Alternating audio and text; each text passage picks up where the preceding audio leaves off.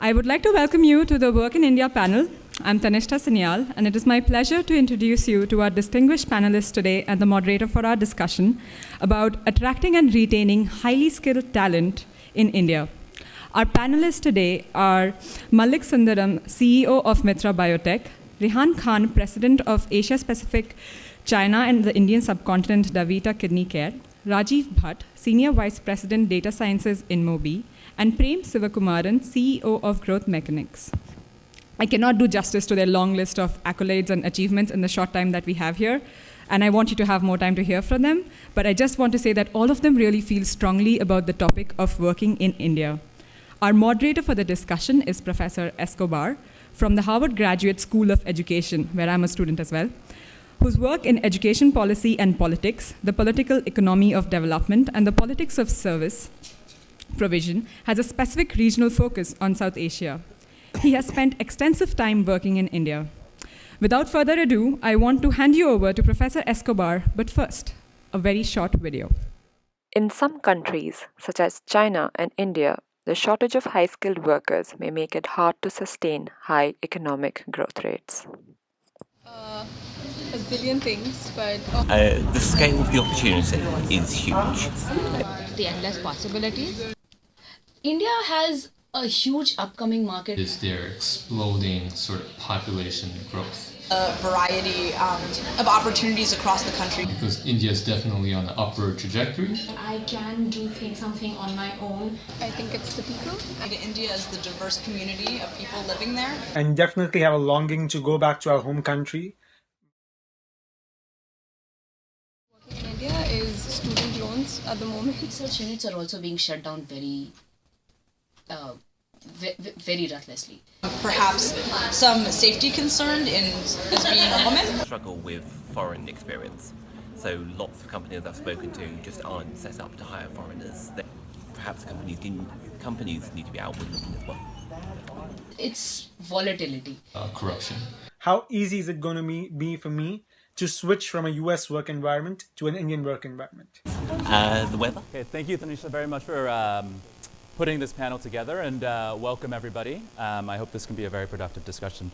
So before opening up the panel to our wonderful panelists, I wanted to provide some framing to the issue. So the ILO has claimed that the shortage of high-skilled labor may make it hard to sustain economic growth in developing countries.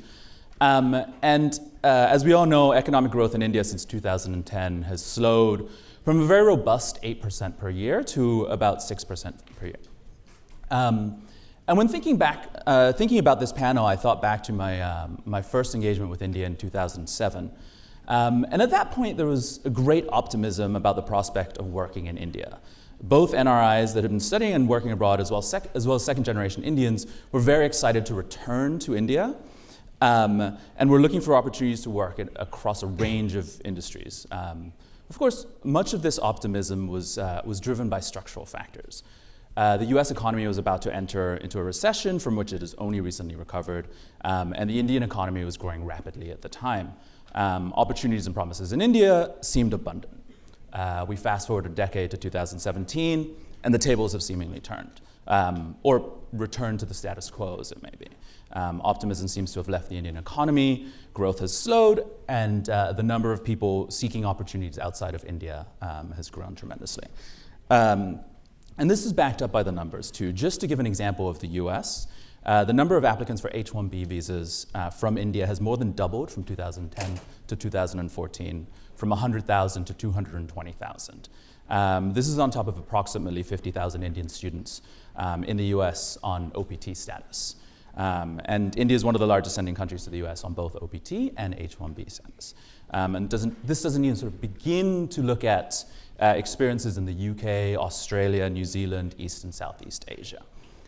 So without further ado, I wanted to start with views from the panel. And in discussing this before the panel started, I realized that one of the things that we don't even agree on is what does it mean to be highly skilled?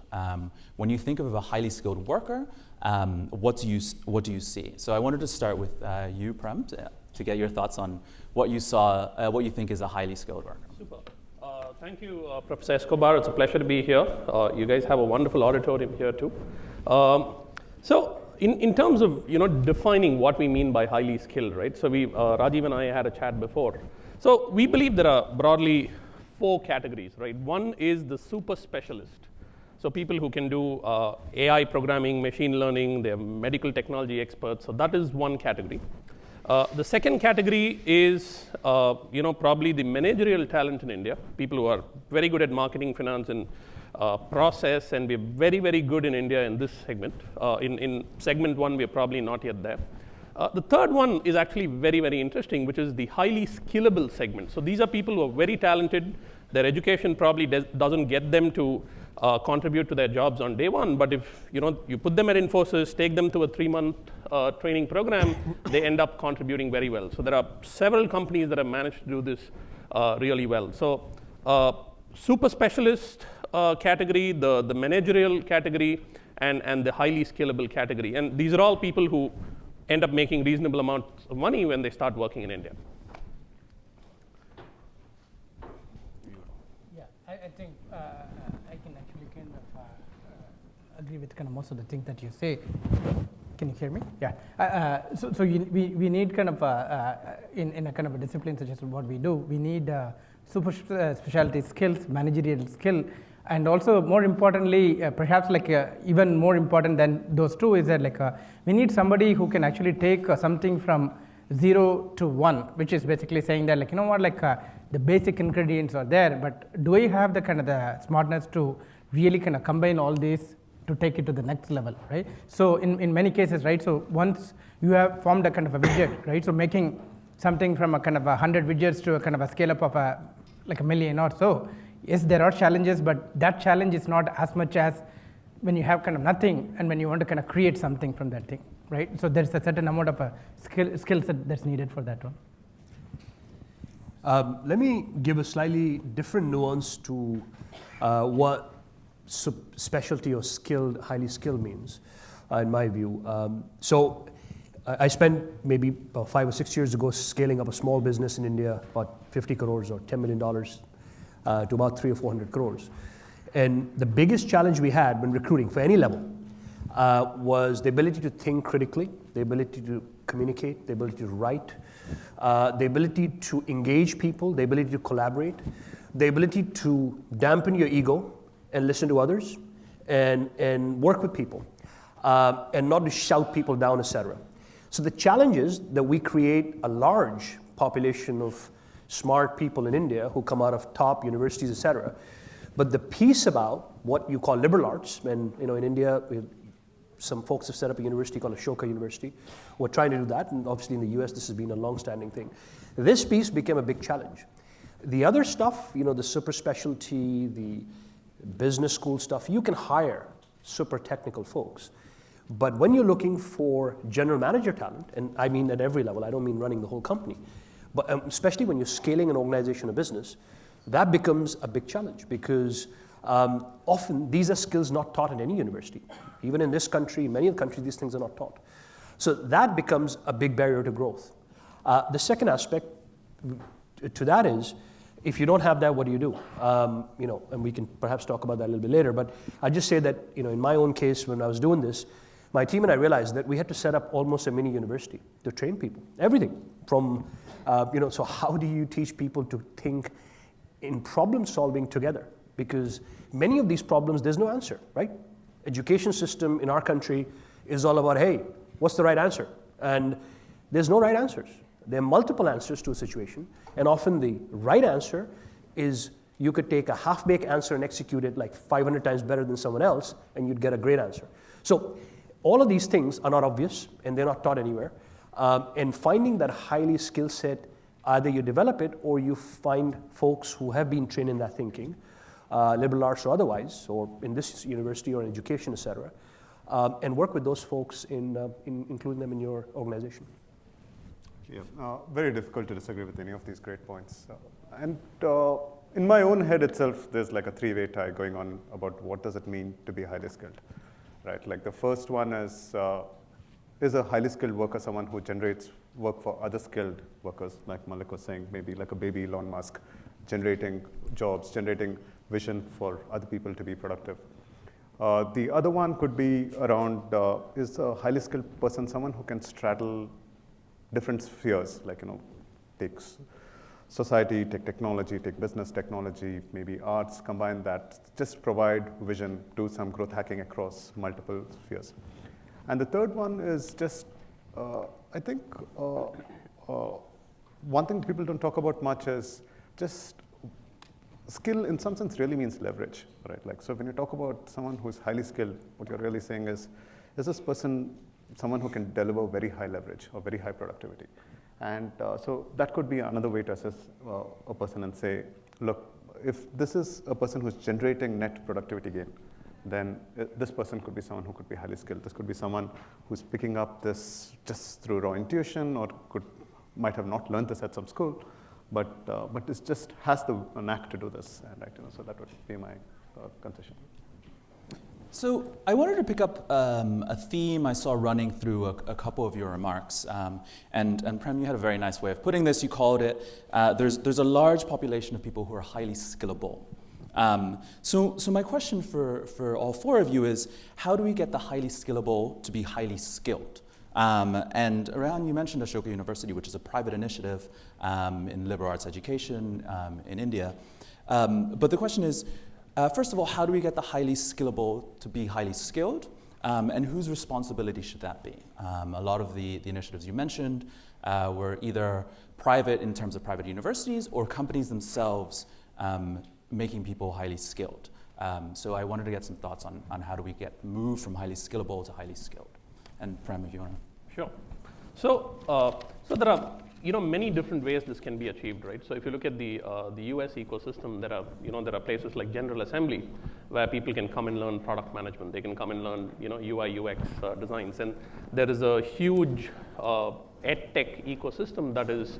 So there's Coursera, there's all these things that's enabling people to become highly skilled and then completing the loop by helping them find jobs.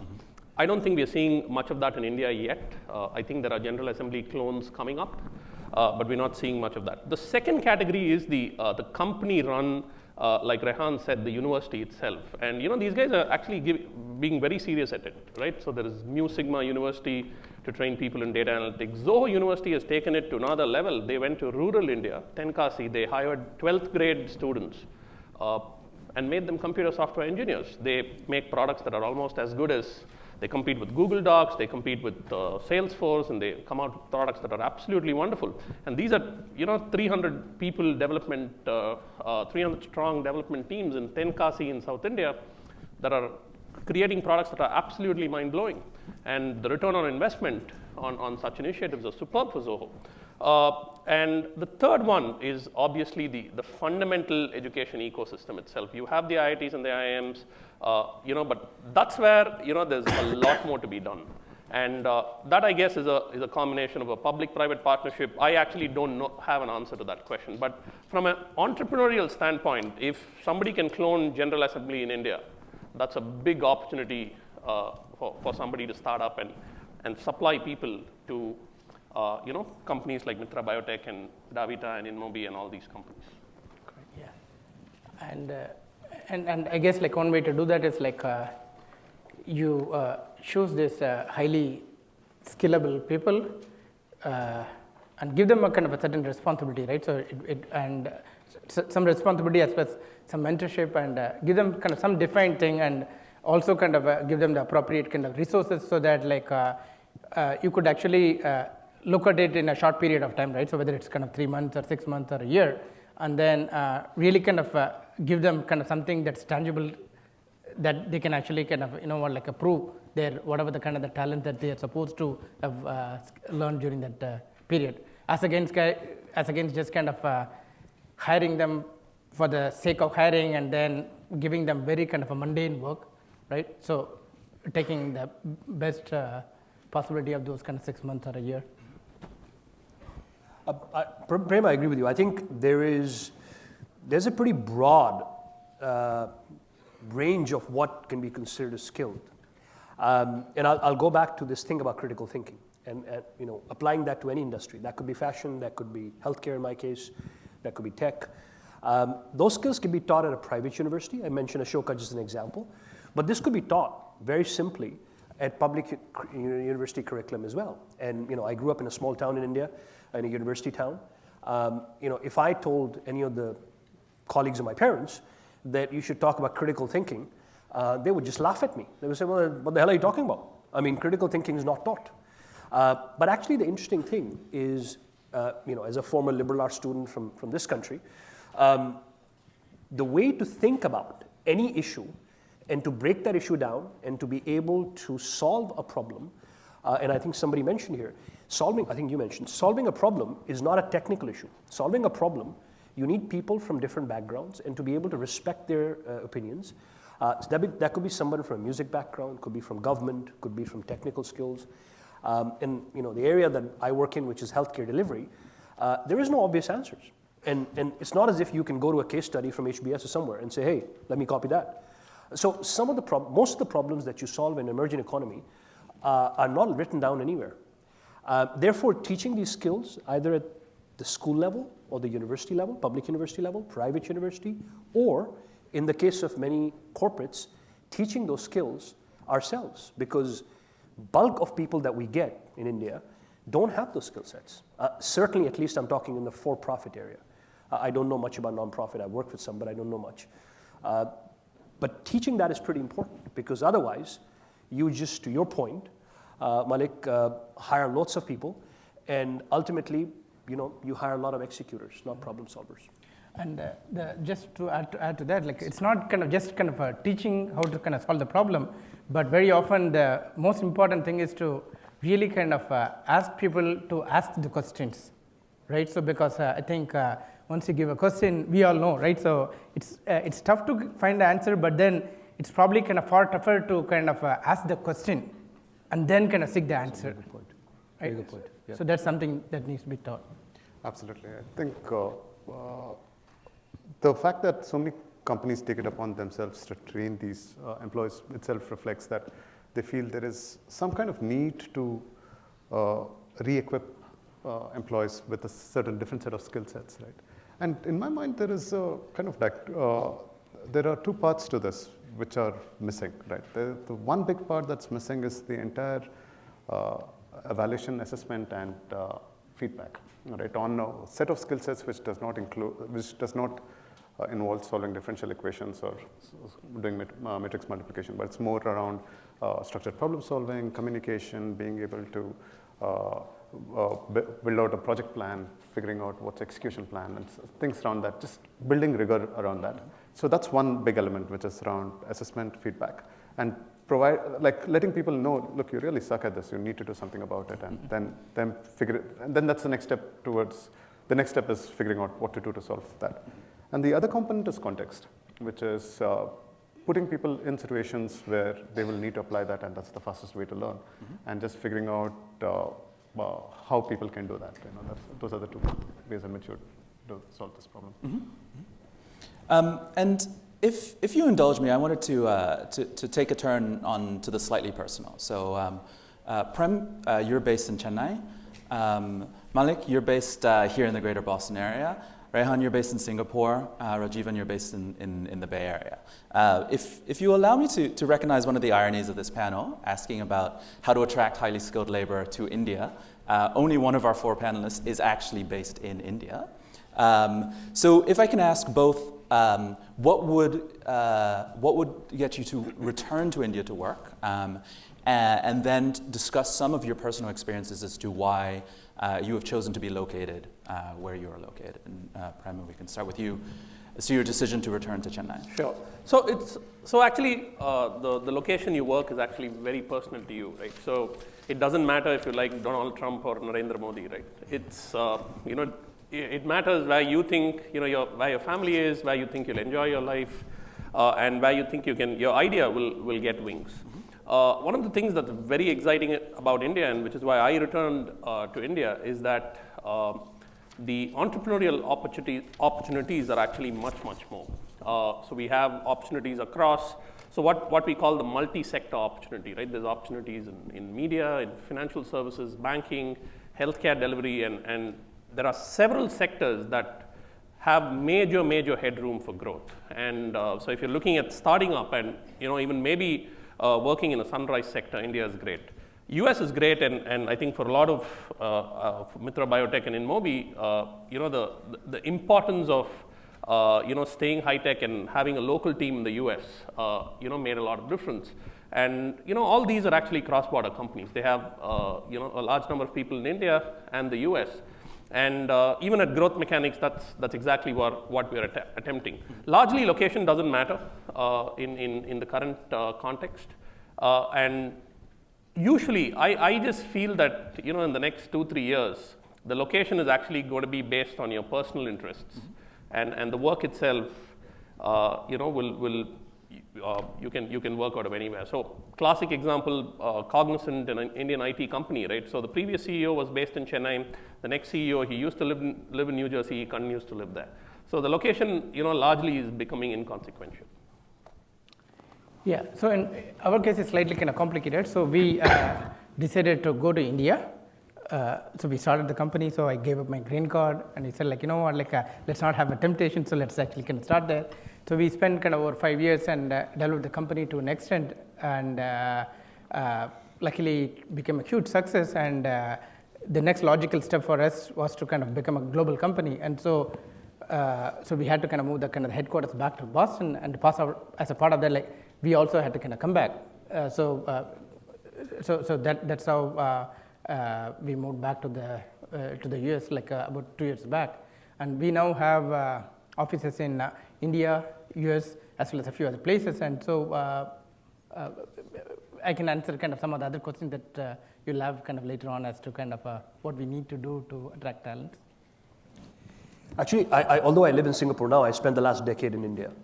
So after 10 years here and 10 years in Europe and Latin America, I did go back to India for 10 years.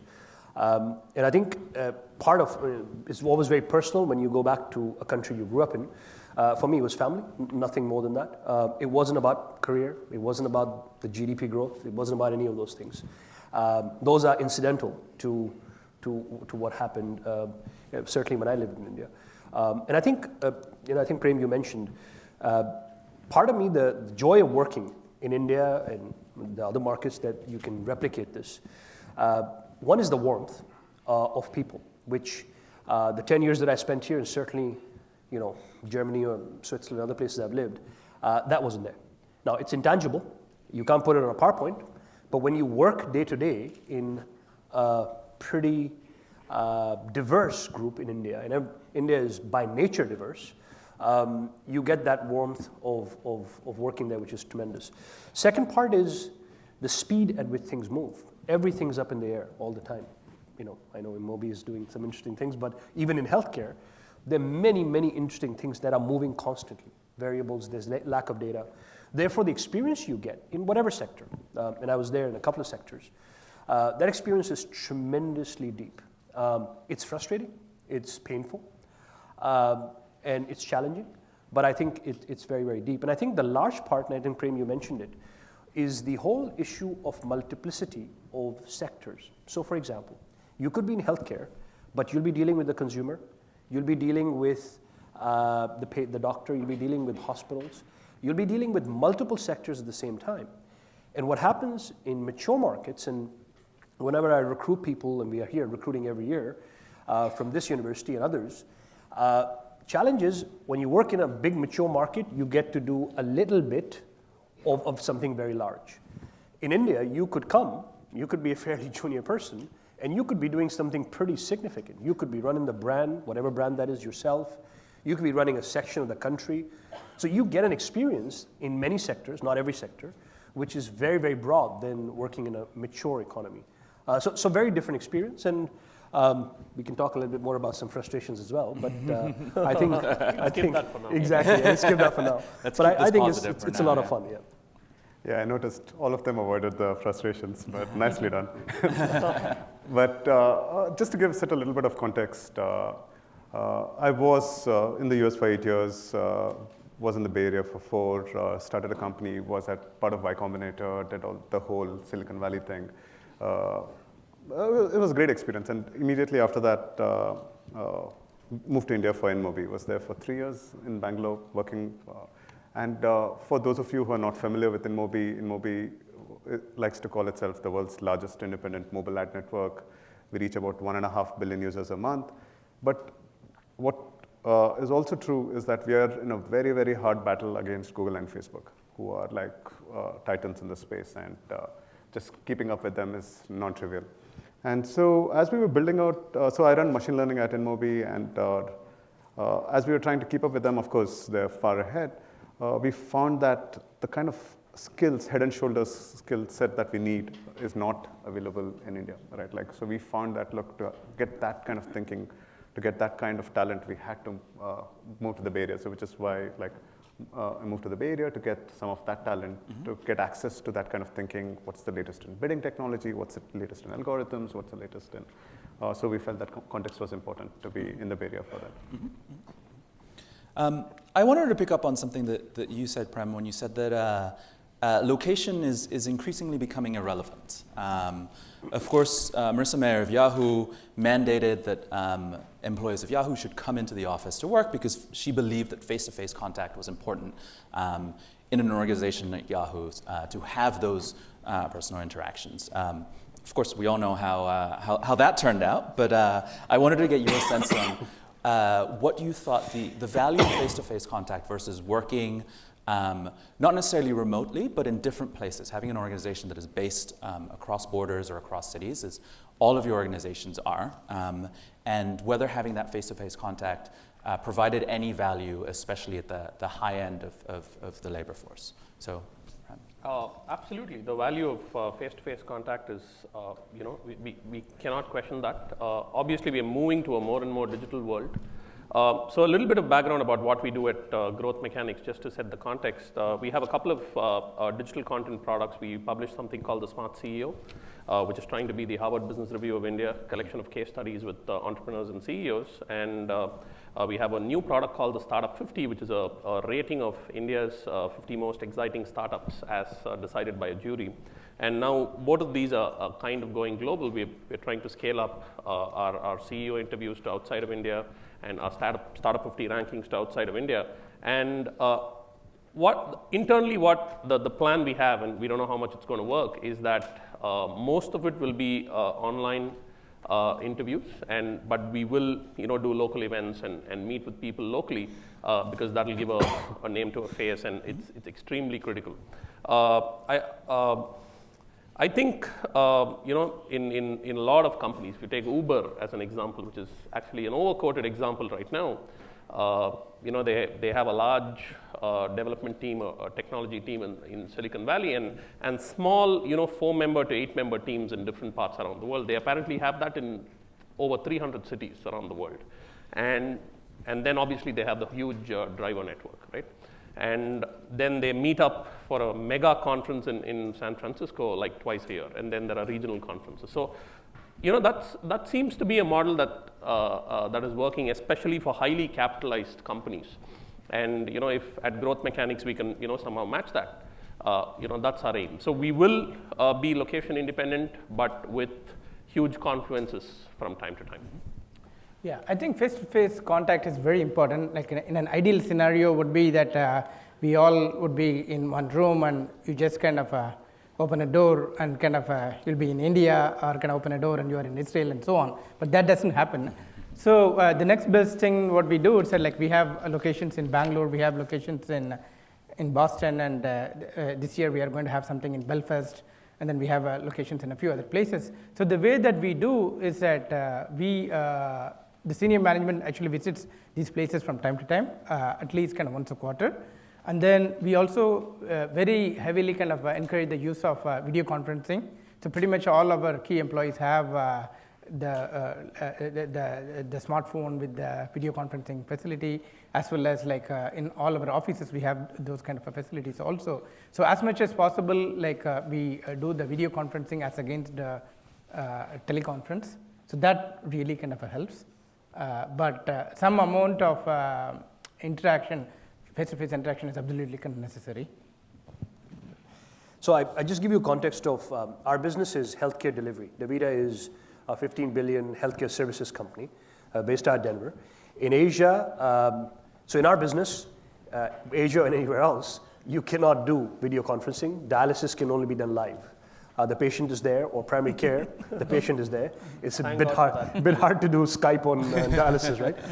But so therefore you have to be present.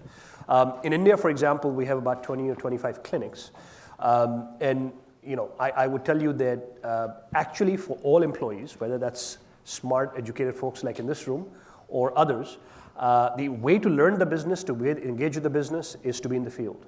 There's no way to sit and do strategy or PowerPoint or whatever. You learn the business in healthcare services by being visible in the hospital or the clinic and learning about the patient, learning about the patient's family, interacting with the patient, etc. So yeah, difficult to not be live. Yeah, from my aspect, I think the parts that suffer in the highly skilled context is things like ideation and context. And as we move to a world where there is so much leverage available, building stuff out is reasonably commodity, but just getting it right is difficult. And I think that's where the paradigm of this distributed workplace starts breaking down. I feel it served its purpose well, but now smaller teams can build so much more, and smaller teams which are working cohesively can do so much more as well. And that's one aspect of it. And the other aspect of the distributed workplace is that if it is mostly transactional kind of work, fast turnarounds, things that you're trying to turn around in a day, then those things are better done together. Like, I think it's just a nightmare to get it working across time zones. But I think things which are reasonably, which are longer time scales, for example, some of my data science problems are slightly like, they're okay, like once a week kind of touch bases are fine. So in those cases, it's slightly better, though you still suffer from the lack of context, loss of context and loss of ideation. Departing a little bit from this idea of face-to-face contact in the workplace, Rehan, you said that one of the reasons that you returned to India was family, and a lot of the attractions to you were sort of intangible. And one of the remarkable things about somewhere like Silicon Valley or the high-tech sector here in the greater Boston area is that they are able to attract the best talent from anywhere in the world, irrespective of what their origin and nationality is.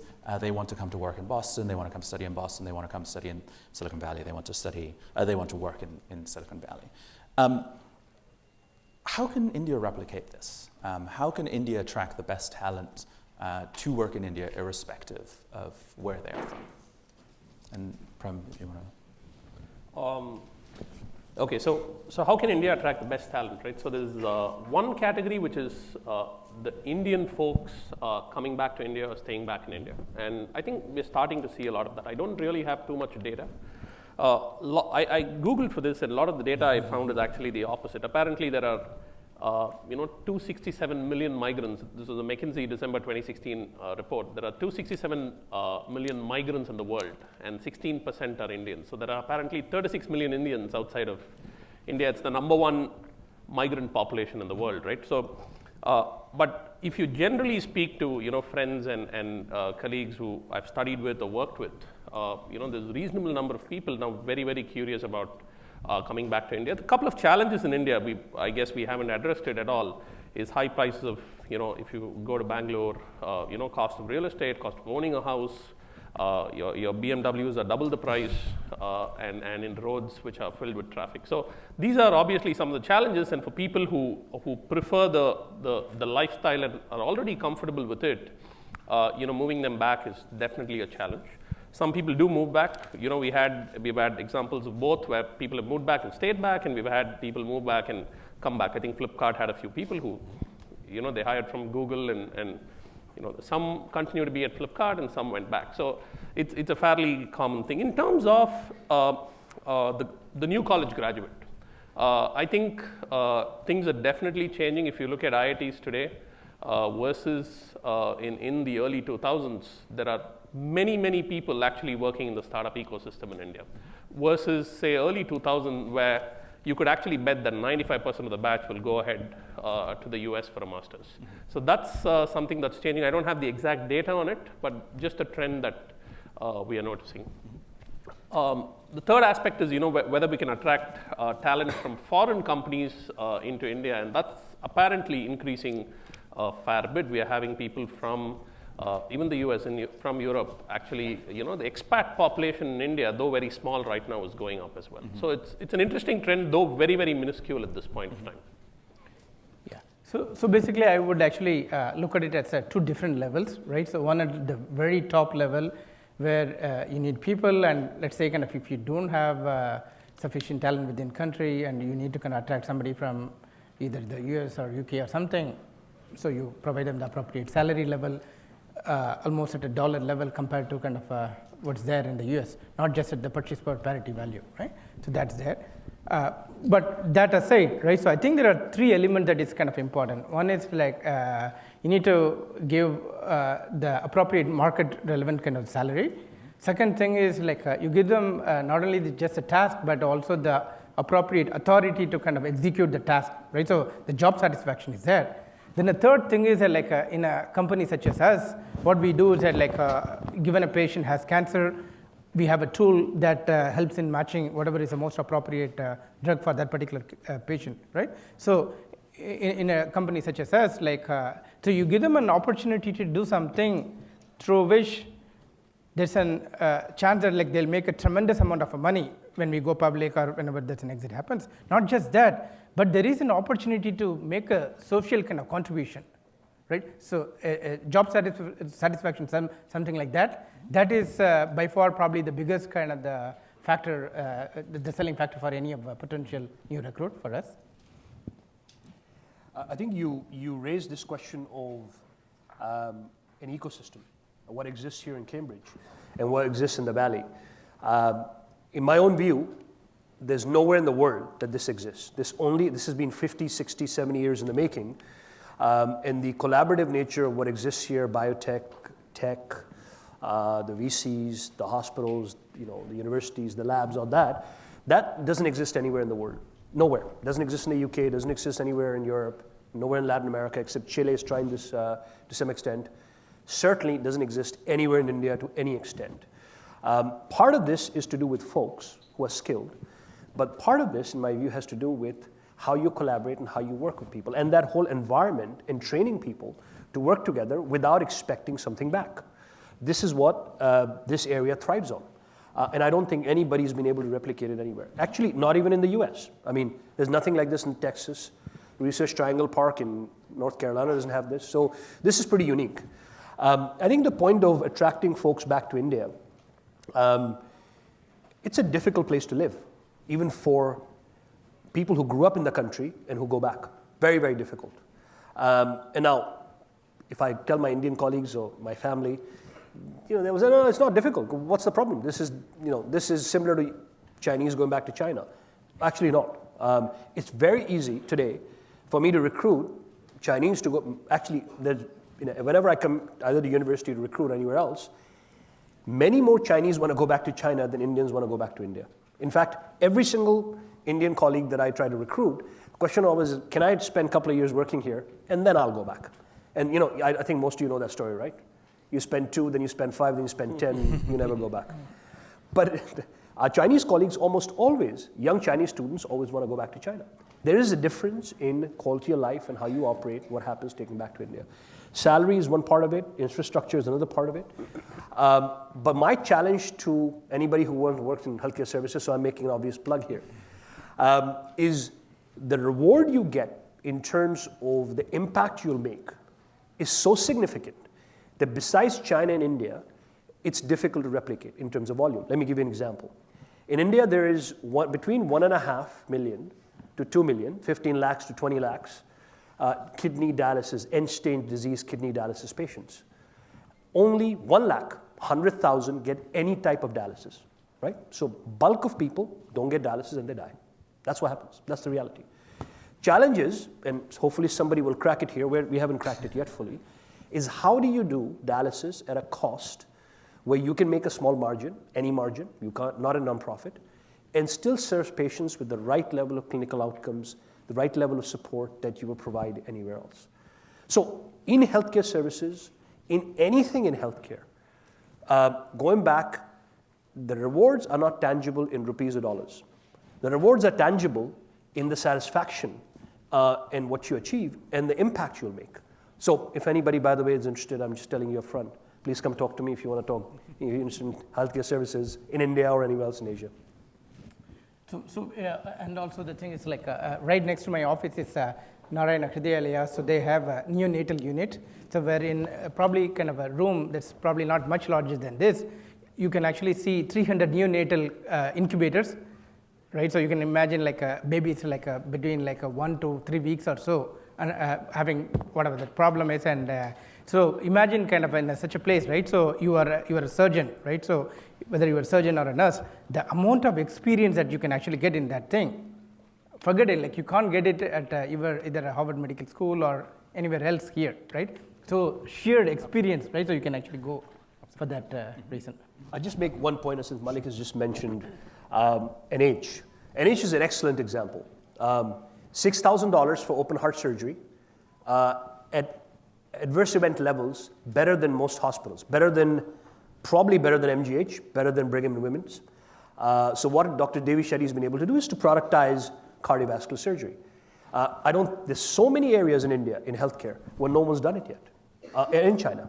The good news is in China, at least the government reimburses you. In India, 90% is reimbursed out of pocket. People go bankrupt fixing their health.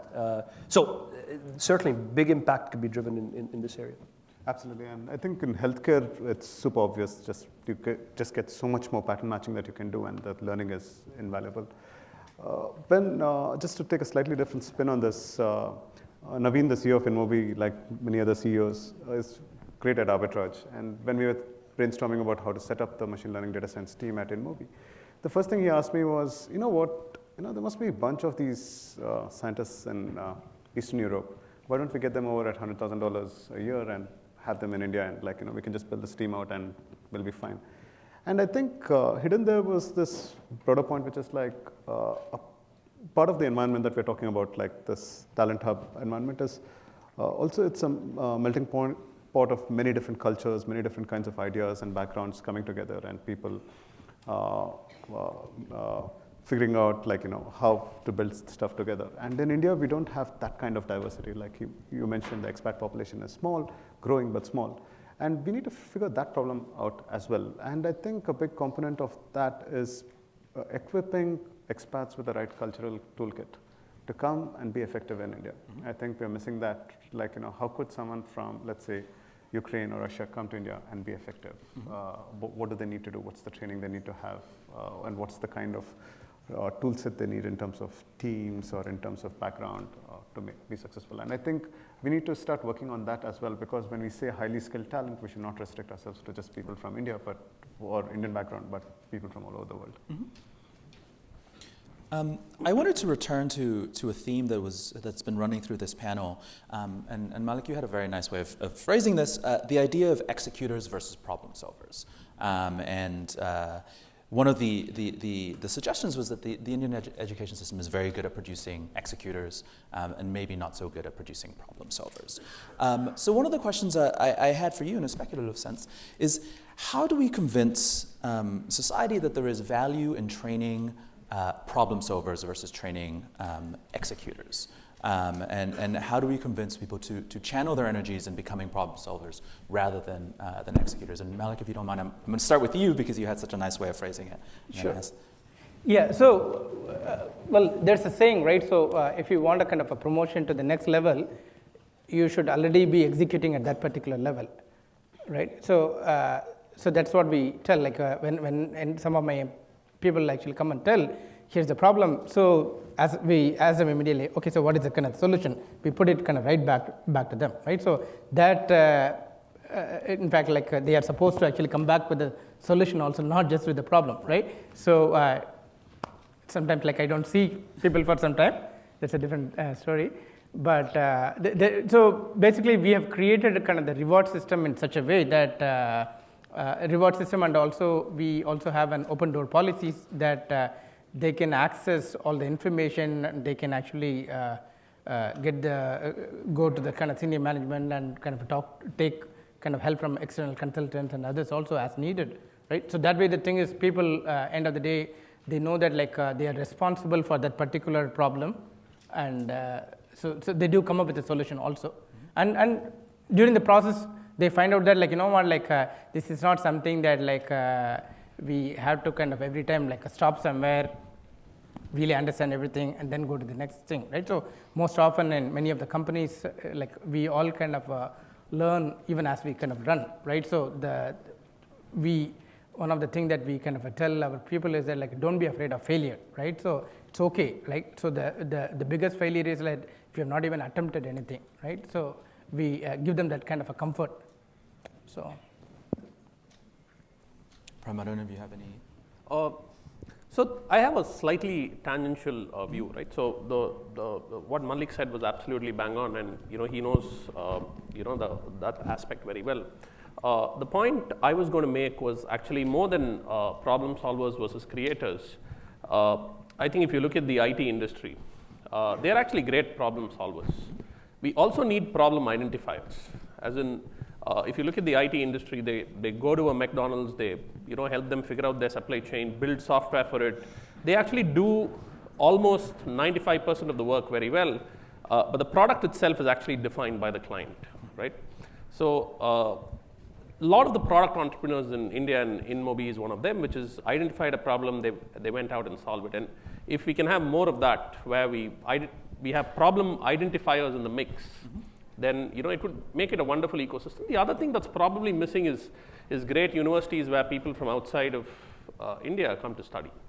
I think that's coming up in ISB a little bit, but not so much otherwise. But these are all long-term things. As it is, I think India is a great place to work in, much better than it was 10 years back. And that's what is driving the country in the right direction, I think.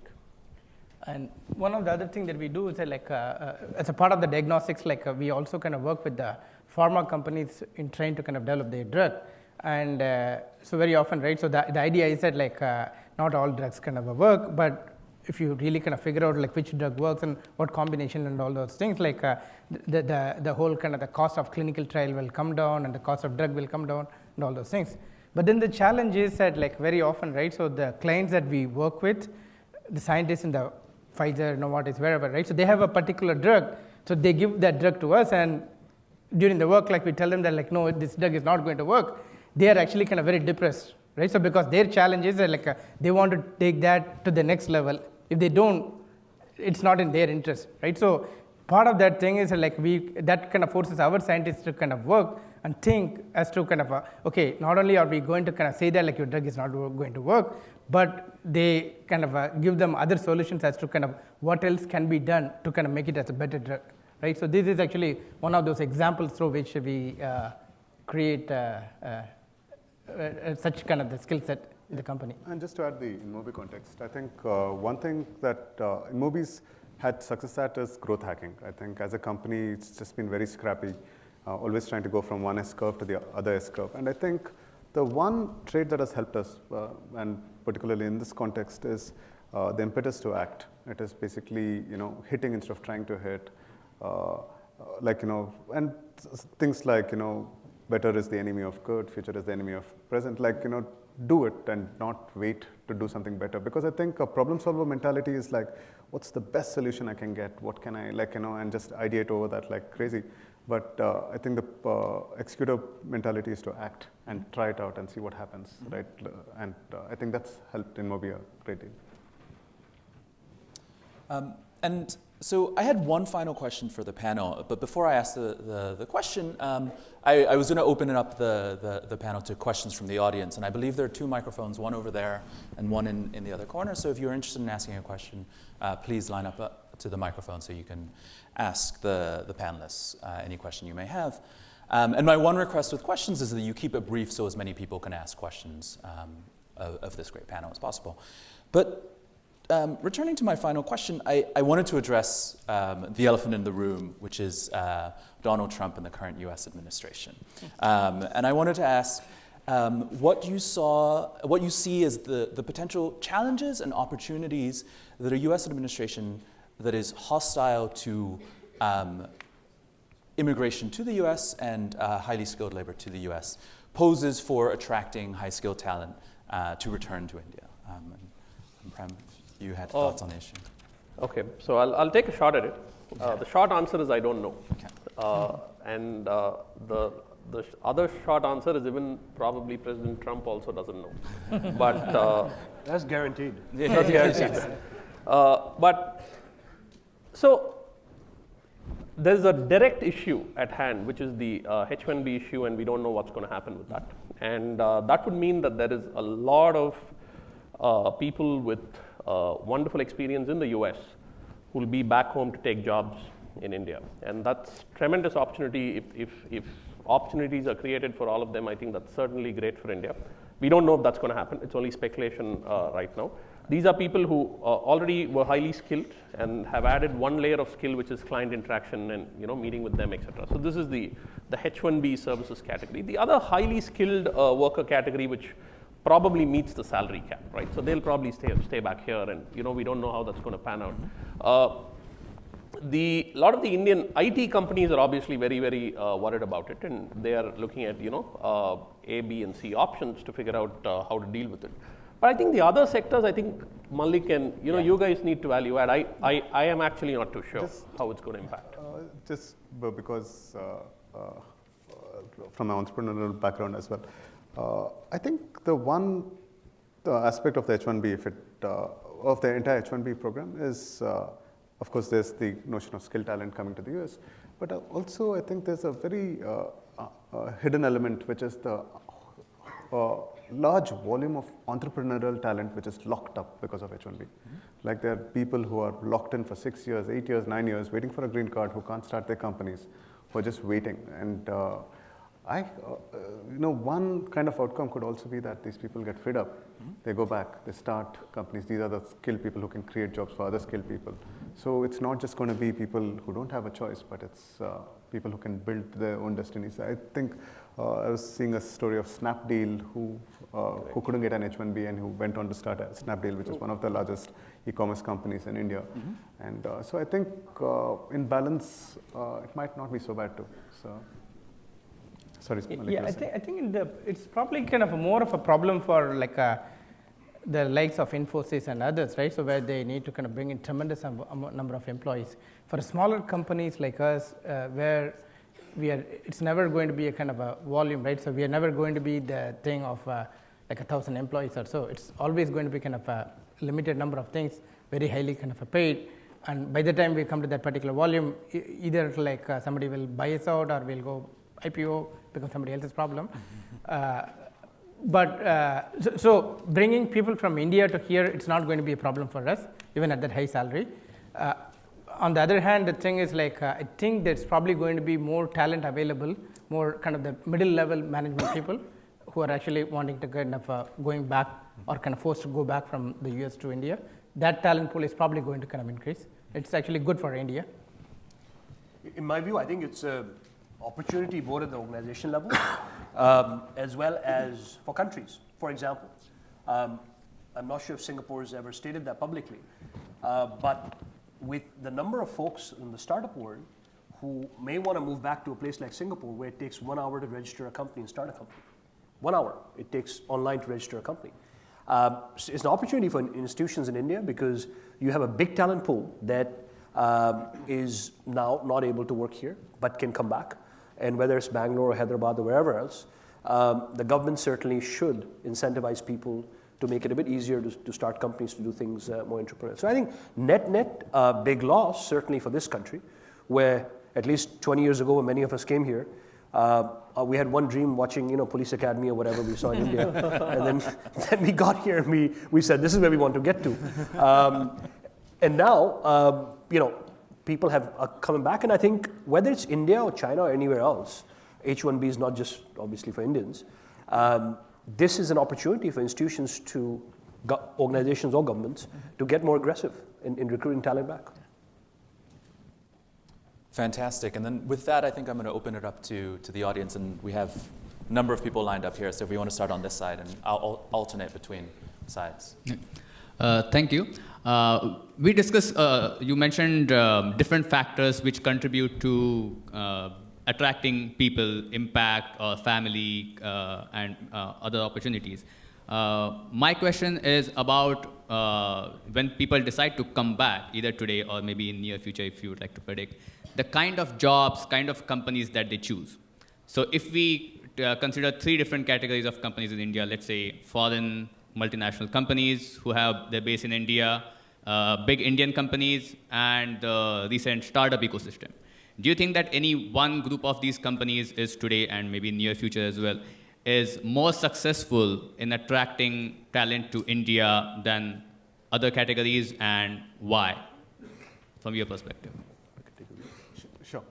So it's a great categorization. I think the group of companies which have been most successful have been the large MNCs like the Googles, HP, Xerox, GE Research. All have been able to attract great talent because they provide them with the environment and the entire setup. I think the InMobi, Flipkart, Snapdeal group of companies tried its mix here and there. Sometimes worked, sometimes didn't work, because I think also it's a little more volatile.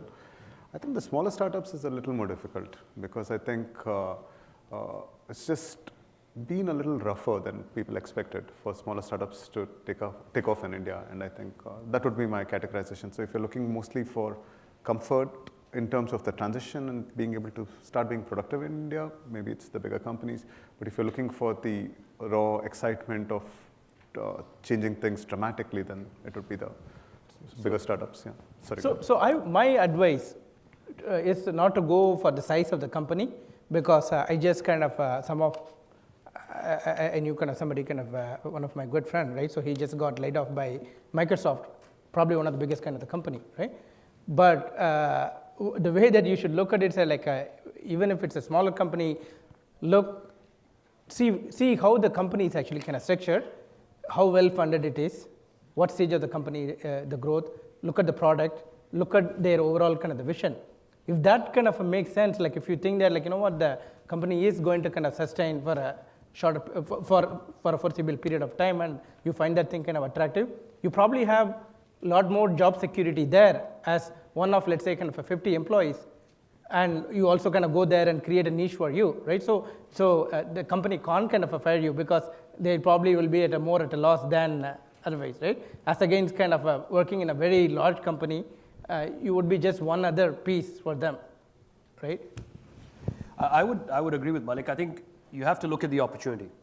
Multinational, Indian, startup, that doesn't matter. What are you going for? I give you an example. In the farm industry, you should never go work for a multinational farm in India. That's what I did for like 7 or 8 years. because unless you are getting the #1 job running that company, and that's difficult to get directly from here, right? But if you went and worked for Cipla, which is an Indian company, I don't work for Cipla, and they're not paid me to endorse them. But I'll tell you, they're companies like Cipla, which are really values-driven and doing tremendous stuff in countries like India and in Africa and other places. If you go work for a startup, I'm mentoring a startup that's doing some work on getting clinical data in India, collecting clinical data in various populations. This guy who started is about 30 years old, former consultant, doing some tremendous stuff. Now, if you went and worked for something like that, both the impact you make and what you learn is tremendous. And I think, to Malik's point, I think, if you have the right opportunity, selected by opportunity rather than the type of company that exists. And just also the thing is, just to add on to that, I think startups by definition are risky, right? So I think you should factor that in and say, look, what I'm going in for is something more than just the upside. It's the learning and the experience and the stretch that I'm going to get. Sorry, Malik, you were saying. But risk as in kind of to whom, right? So basically, let's say kind of I have a startup which is kind of backed by kind of some of the major kind of the VCs, and like you have kind of a $20 million kind of the funding, and also kind of a good kind of the product, right? So over the kind of the 3 to kind of the 4 years, the company is going to kind of survive. After that, like whatever happens, like happens, right? So the thing is, at least for that 4 years, like you have a chance, right? So as a kind of a young graduate from here, we are not actually, I don't see kind of most of us, right? So being kind of working in the same company like our dad used to do or our grandparents used to do the whole kind of career, right? So you go there 5 years, 6 years, get your experience, you'll be doing the next thing, right? So as long as the growth is there, sustenance is there, that's actually good enough, right? As against like if you go to some of the bigger company purely for the sake of they are big, right? So they could pull the plug anytime. That's all I'm saying, right? So big companies are good, small companies are good, but fundamentally look at kind of what you are actually kind of going for. See, the short answer is always do what you like. We have a question from. Hi, this is Naresh. Thanks everyone for their time. I have a comment first and then I will ask a question. So my comment is, we actually, the panel currently, they focus more on IT, education and all, but India is more diversified country. So it has a lot of skills. For example, there are many Michael Phelps in the rural India and Usain Bolts in the rural India. And yoga is, which is actually origin in India, it came back from Western countries. It's imported back from Western countries. So there's no one skill that is in India. So it's diversified. I want to make the comment first. And then I want to ask a couple of questions. So, or the private sector, since you guys are representing private sector, or private sector are more focused on profits. Why I ask this question is, so Indian government doesn't have money to spend on education and health. So, but the private costs in hospitals, they are so much that 69% of Indians are spending their total health expenses from their pockets. 69% of their health expenses are coming from their pockets. So there is no universal health coverage. So is our private industry failed to give affordable medicines to the poor people? And so is corporate social responsibility is not enough for the private sector? And there is second question is, what is the philosophy under India attracting young talent? Is it, I think it's an insult to the Indians out there in other countries, because we shouldn't see them as a passive. We should make, like Indians in other countries has to be proactive and make, be part of the Indian growth. So India doesn't need to bother about the guys located in other countries. That's what I think. What is the philosophy under that? So they need to be involved in the Indian growth. That's it. Thank you. I don't agree with your kind of the second kind of a thing, right? So I don't think we should be a kind of a born by kind of nationalistic kind of a thing, saying that like, you know what, I'm an Indian company, I'm going to do only for India and kind of a thing, right? It has to be a kind of a global problem. I'll give you an example, right? So the way that we went, right? So Mitra Biotech, as I told you, two sides of the coin. One side you have a patient, the other side you have a drug. How do you kind of combine the two? How do you match the two, right? So that's the problem that we went to kind of solve. And as somebody who was educated here and kind of worked here, and also kind of as a founder of another successful Cambridge-based biotech company, I could have chosen to stay here. But then we said that, like, you know what, like we want to actually kind of create a solution. End of the day, it's actually going to be kind of useful for patients in India. By patients in India, it means that like it's going to be available for any patients in the world. We did that. But then as we are actually kind of developing it, we realized that like, okay, so the earliest kind of the problem of the discoveries, right? So that's done. So now for it to be a kind of attractive enough kind of solution and also kind of globally acceptable, you also need to kind of do similar kind of the research in the US and kind of elsewhere and make it kind of attractive, right? So otherwise the tendency is there, like, you know what, like, yeah, you're doing it in India because you can't do it kind of elsewhere, right? So that tendency is there. So by kind of making this as a kind of the global solution, not just for India, but for everybody else, suddenly it becomes kind of a big thing for Indians also, right? I think we should keep that in kind of a mind, right? So we had to kind of develop it as a global solution. I understand you. Since you mentioned healthcare and healthcare delivery, let me answer your question with a slightly different nuance. See, it's not just a profit organization that will solve the massive, huge, gargantuan problem that exists on healthcare in a country like India. No one organization, large or small, can make any level of dent in solving any disease or any delivery or any drug. It's impossible. The government can cut, for example, there are 25,000 brands of pharmaceutical products in India. 25,000 brands, 10,000 manufacturers. you can cut the prices to almost to level of cost, you'll shut most of these companies down. It's the opposite of what will happen. It's not that more people who deserve medicines will get this medicines. No, it will not happen.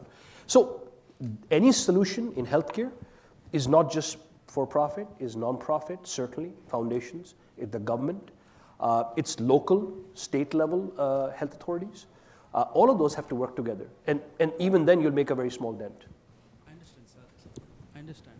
What I mean is basically... So, yeah, it's not working. Yeah. I think they cut it. But I'm sorry to interrupt. I want to give as many people in the audience a chance to ask questions. So, and we're running out of time. So, Hi. I would like to ask people who are working here as engineers and who may want to go back to India, but they might have like challenges if they get quality works like computer science engineers. I have basically seen companies in India who are who are just providing services. They are not actually working at a product. The people who are working are engineers in US or other locations. They are not basically doing development work in India.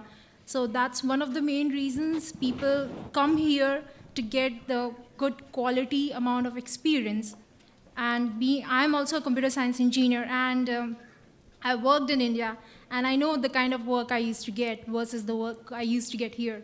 So I would like to ask, since it is like you guys are like kind of motivating people to come back to India, how would you motivate people like us to go back? And the current scenario in India, like the startup is coming up, so like it's coming up a lot, like a lot of sectors, like people are opening startups like anything, but at the same rate, startups are going down as well. I heard over the news, like IITs have, like some of the IITs have stopped calling startups because the kind of the startups were going down. They couldn't hire people, even they had given them the offers, even to the IITs. So how would you like inspire people like us who are here and would want to go back? I can take a stab at that. So like I mentioned earlier, just by way of context, I'd worked in the Bay Area at Cosmex, which is now Walmart Labs. Some of the smartest people I've seen working there, great problems. Then did my own startup. But when I did go to InMobi from the Bay Area, the kind of problems that I worked on, which was just around designing auctions, we do about 5 to 8 billion auctions a day. Each auction is run in like 100 milliseconds, just optimizing for that, doing the decisioning for that. Those problems were 10 times more exciting than any problem I'd worked on before. So I think the quality of the problems, the scale of the problems, I think those are universal things. I think it's true in other disciplines as well. I think if you're trying to have an impact, there's no getting away from solving the hard problems now. So you can do that in India, you can do that anywhere else. So I think that I wouldn't worry about. The question is, again, comes down to what kind of company you go back to, right? Like if you go to a company which is productized software engineering and says, look, give me anything and I'll give you some code which does this. Of course, you will suffer from the lack of challenge. But if you go to a company which is trying to do something new, I know of several colleagues of mine who are brilliant computer scientists who have gone back to India working on very hard problems and totally enjoying it. So I think like Malik was saying earlier too, you really have to figure out what is the company really trying to do, and then you can find out what problem you're. And I would also ask you, like, why do you want to go and work for somebody, right? So in today's kind of the age, like, see, the thing is, like, starting a company is very difficult. Starting a good company is difficult in a place like Boston or Silicon Valley. I'm actually kind of saying opposite of what you said kind of before, but because the thing is, like, you need to kind of find a really good problems. Whereas in India, like any problem that you take, right, so you can actually kind of come up with a solution. There's so much kind of opportunity that there's a lot more opportunity to become an entrepreneur there than kind of here, right? So the other, but if you do want to kind of go work for somebody, like the thing is, like, don't just look for some of the bigger kind of the companies there. Like you could probably kind of do a kind of a search through some of the VCs who are kind of more familiar with the kind of the startup environment there. So through that, like, you can look at kind of some people like Axel and Sequoia and others, see what is their portfolio company. Through that, like, you'll be able to kind of identify. the appropriate good companies. And Malik, just to be contrarian, and but I'm sure, like in healthcare, it does that. But a lot of the other startups, I think, identifying the opportunity is fairly straightforward. Providing a solution is fairly straightforward. I think the two parts that I have found to be uncontrolled and very difficult is one is just the timing, which is like, will something click now, in a month, 6 months, 2 years, never? I think that's one aspect of it which leads to a lot of heartburn. And I think the other aspect of it is just the unit economics.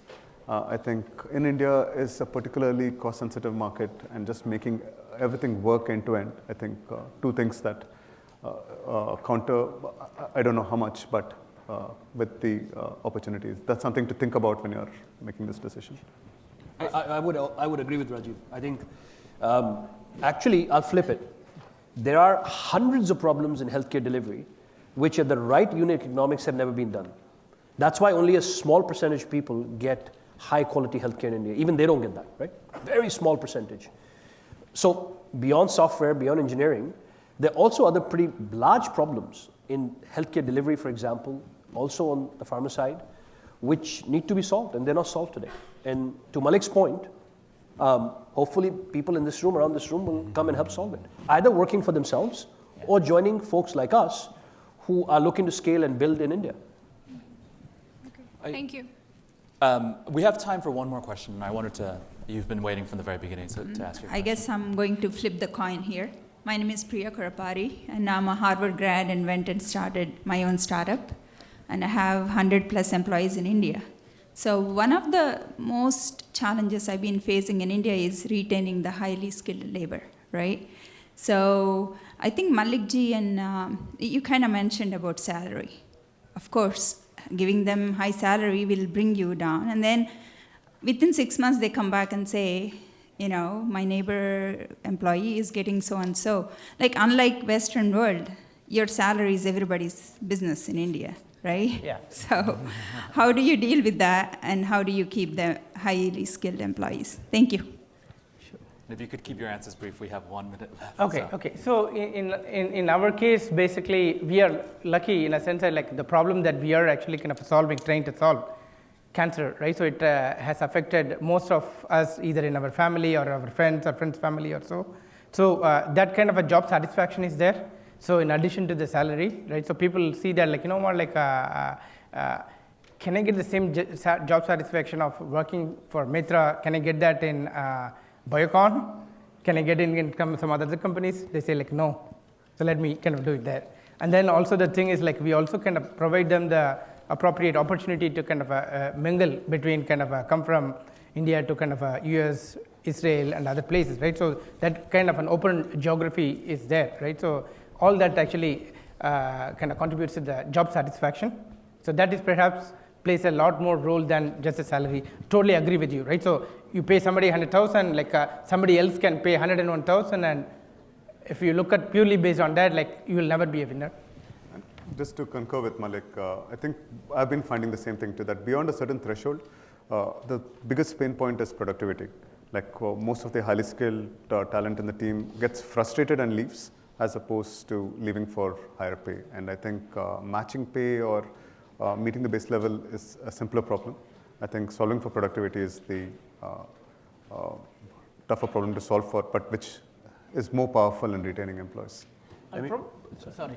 And also the thing is like you need to kind of provide the appropriate kind of work-life balance, right? So you can't expect an employee to kind of work kind of 7 days in a week, as it happens in kind of Reliance and kind of some other things like closer to their product release, right? So you basically treat kind of employees with respect and also understand that like they also have a child, they also have a wife or a husband, so they need to go back home in the evening and provide them the appropriate kind of the tools so that like they're not actually kind of bound to the job 9 to whatever the 6, like 7 days a week and thing, right? So provide them the appropriate thing, provide them the respect, job satisfaction and everything, and that's been our kind of formula. Right, and we're going to end with you, so end us on a high note, please. No, great. Listen, you have a tremendous opportunity, okay? The opportunity is to build something that doesn't cost that much money, which is a culture where people want to come to work. It's actually, the bar is pretty low in India. So if you build something where people want to come to work, I'm not saying copy Google, okay? I'm just saying build something where people want to come and stay, That bar is pretty low. You'll have to pay 15, 12% merit every year. That's part of living in India. Second part is, PPP means that purchasing power parity means that you will pay, you don't have to pay absolute dollars. And if you build something, build a culture, your attrition can be very, very low. One of the ventures I ran in India, regrettable attrition was about 2.5%. Market was 25%. But you have to build a culture where people want to come and stay and have fun. So I think you have a tremendous opportunity. I wanted to thank all four of the panelists, and just to say that this conversation doesn't end when we finish this panel. You should feel free to continue this conversation in the hallways with each other, with the panelists, and tonight and tomorrow. And I wanted all of you to join me in thanking the four panelists for what has been a wonderful conversation.